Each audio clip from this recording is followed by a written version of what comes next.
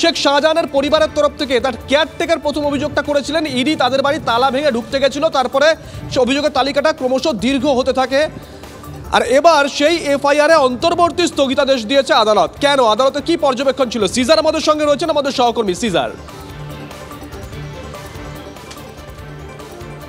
দেখো, বিচারপতি রাজাশেখর মান্থার এজলাসে ইডির পক্ষ থেকে এই এফআইআর নাম্বার ৭/২০২৪ গ্যাজেট থানার, যেখানে দিদার আলী বক্স, যিনি নিজেকে দাবি করছেন শেখ শাহজাহানের বাড়ির কেয়ারটেকার, তিনি যে অভিযোগ দায়ের করেছেন সেই অভিযোগে উল্লেখ করা হয়েছে যে ইডি পরিচয় দিয়ে কিছু ব্যক্তি শেখ শাহজাহানের বাড়িতে ঢুকে যায়, বাড়িতে থাকা টাকা পয়সা প্রায় ১,৩৫,০০০ টাকা এবং বেশ কিছু গুরুত্বপূর্ণ নথি তারা নিয়ে যায় এবং বাধা দিলে পরিবারের অর্থাৎ বাড়িতে যারা ছিল তাদের মারধর করা হয় এবং মহিলাদেরও মারধর করা হয়, মহিলাদের সম্ভ্রমহানির ঘটনা ঘটে।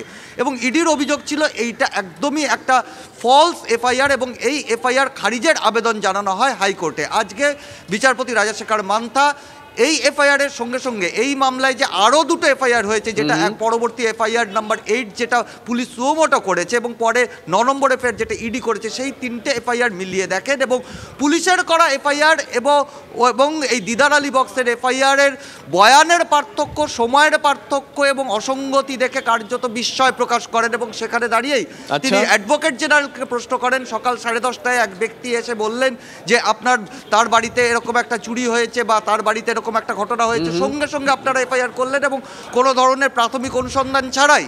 তাহলে কোনো ব্যক্তি খুন হয়েছেন এই কথা যদি কেউ বলে, সঙ্গে সঙ্গে আপনারা এফআইআর করে দেন না, তার আগে আপনারা ঘটনাস্থলে গিয়ে দেখেন যে ঘটনাটা ঘটেছে কিনা। এক্ষেত্রে তো সেরকম কোনো ইঙ্গিত পাওয়া যাচ্ছে না।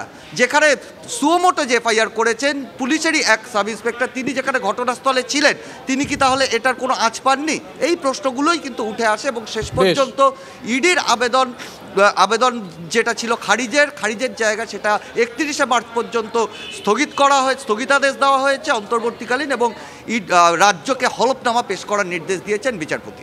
সঙ্গে থাকো সিজার। সুকান্ত মজুমদার তিনি কি বলেছেন এই প্রসঙ্গে শোনাবো। যেহেতু কোর্ট পুরো বুঝতে পারছে, তো গোটা বাংলার জনগণ বুঝতে পারছে ইডির বিরুদ্ধে ইচ্ছে করে যে বাড়ির কেয়ারটেকার তার একটা কমপ্লেনের উপর ভিত্তি করে এত বড় মামলা দিয়ে দেওয়া হলো, অথচ ইডির অফিসাররা রক্তাক্ত হলেন।